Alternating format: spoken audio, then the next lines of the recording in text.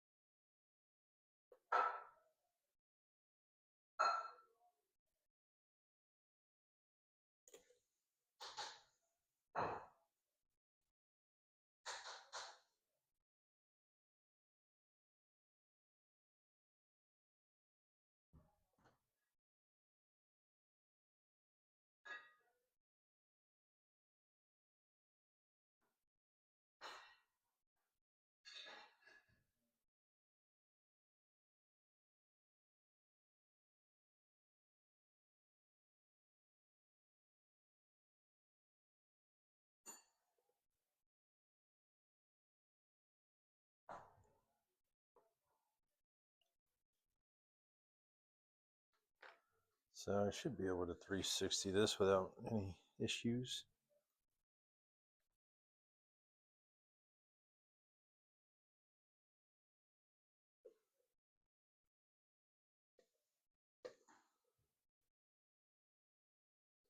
There we go.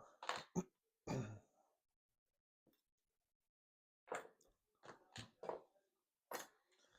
this thing gutted and take a look at these trap pins.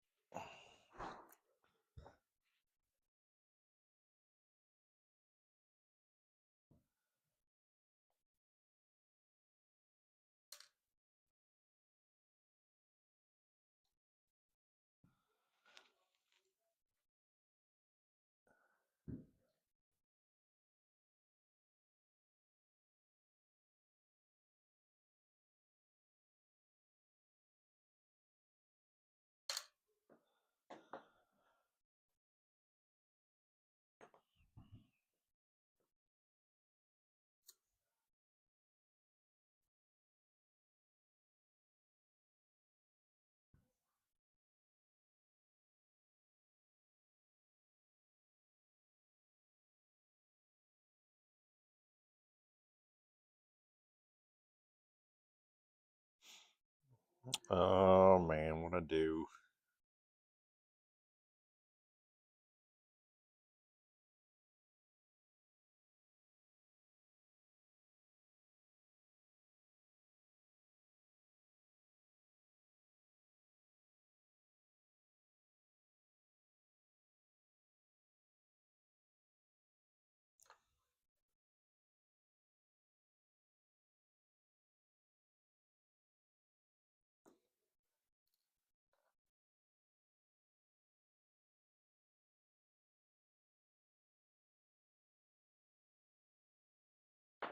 What did I do? Why won't that come out of there?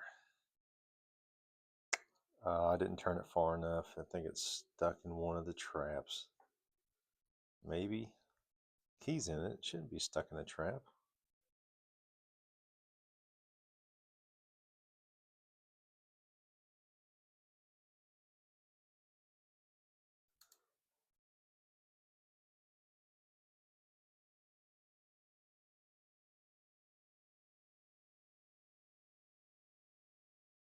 Well, this is going great so far.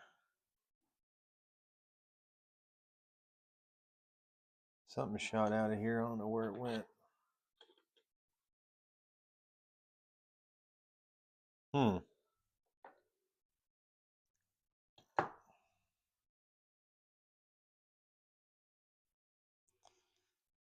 Ball bearing shot out of somewhere. Right here. On the back right there.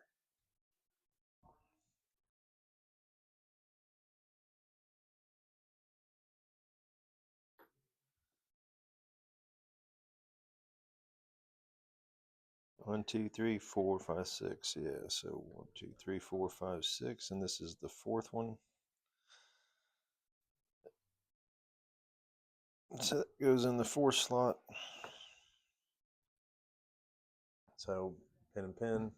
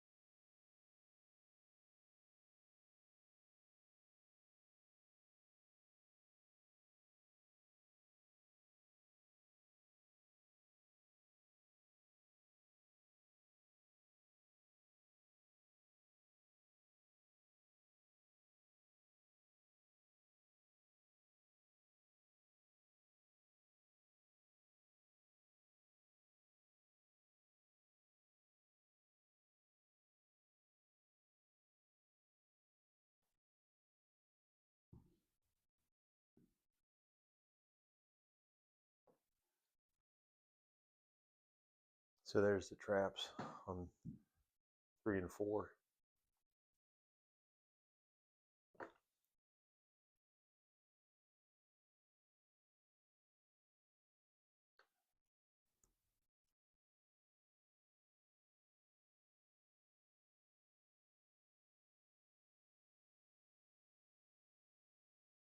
Some funky looking 2-part driver pins.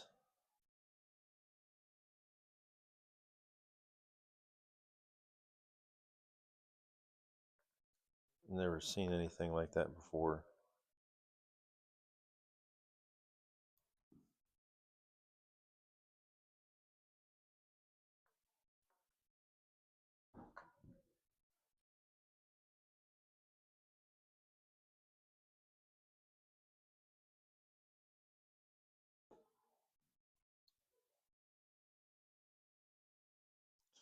So there's the trap.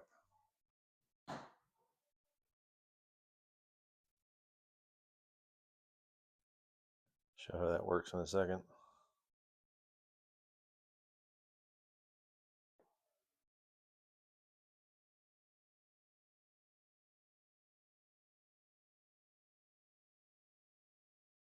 There's the other trap pin on 4.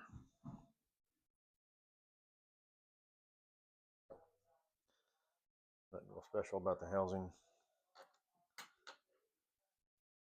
So these trap pins have a wafer. It's got the key pin and then a wafer and then the driver pin. So if you don't get that wafer above the shear line, it's stuck in this trench here and then in that little dimple depression, and it gets stuck. Core will not rotate. You got that chamber to free that driver pin up to reset it. So this one only has obviously trap pins on 4 and 5.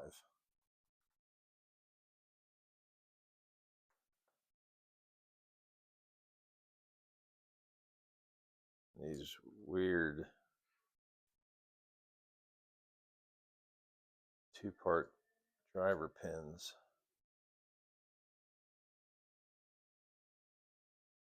That's the inner pin, obviously, that